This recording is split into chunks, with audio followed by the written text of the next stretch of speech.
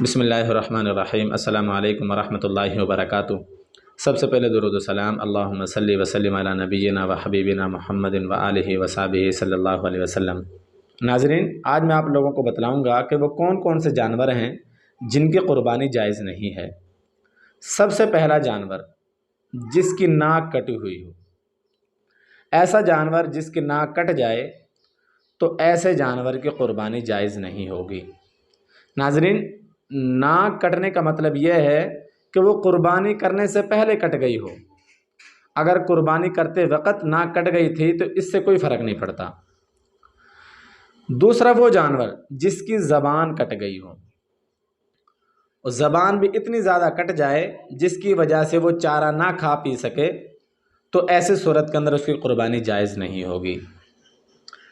Number 3، بکری، بھیڑ اور مادہ جو دمبا ہوتا ہے، 2 تھنوں میں سے اگر ایک تھن خراب ہو جائے تو ایسے صورت کے اندر ایسے جانور کی قربانی قابل قبول نہیں ہوگی۔ اسی طرح بھینس، گائے، جو 4 تھن والے جانور ہوتے ہیں، اگر ان 4 تھنوں میں سے 2 تھن خراب ہو گئے ہوں تو ایسی صورت کے اندر ایسے جانور کی قربانی بھی قابل قبول نہیں ہوگی۔ اسی طرح اگر کسی جانور کے کان تہائی یا تہائی سے زیادہ کٹ جائے تو اس کی قربانی قابل قبول نہیں ہوگی۔ ایسا جانور جس کی دم تہائی یا تہائی سے زیادہ کٹ جائے اس کی قربانی قابل قبول نہیں ہوگی۔ اسی طرح ایسا جانور جس کے سینگ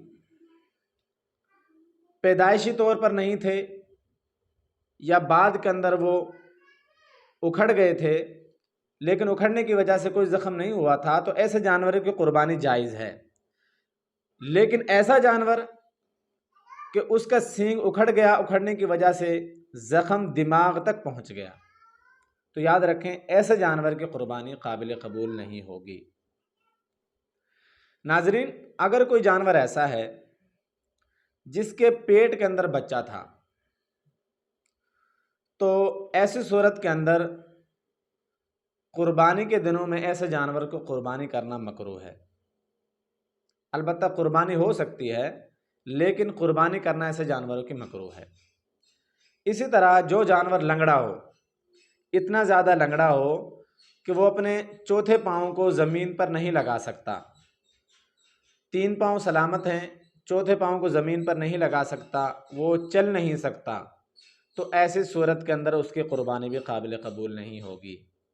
یا ایسا جانور جو بہت زیادہ کمزور ہے، اتنا لاغر، اتنا کمزور ہے کہ وہ قربان گاہ تک نہیں جا سکتا، بہت زیادہ کمزور ہے، ہڈیوں کے اندر گوشت نہیں ہے، تو ایسے جانور کی قربانی قابل قبول نہیں ہوگی۔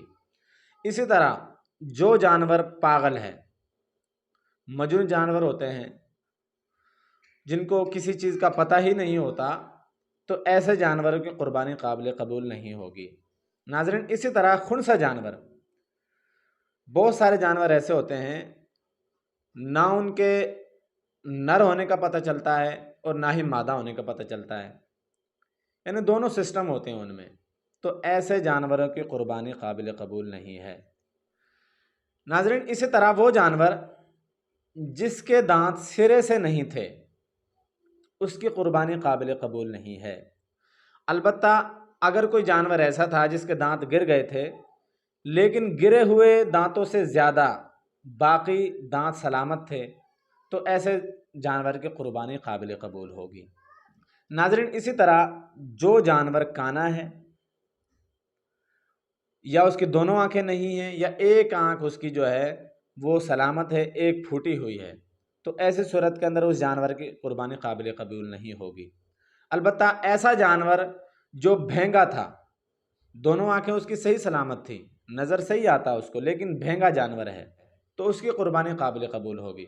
ناظرین، یہ کچھ جانور تھے جو میں نے آپ لوگوں کو بتلائے، تو جو حضرات قربانی کا فریضہ سر انجام دے رہے ہیں ان سے میں درخواست کروں گا کہ جانور خریدنے سے پہلے ان عیوبات کے اوپر نظر رکھیں۔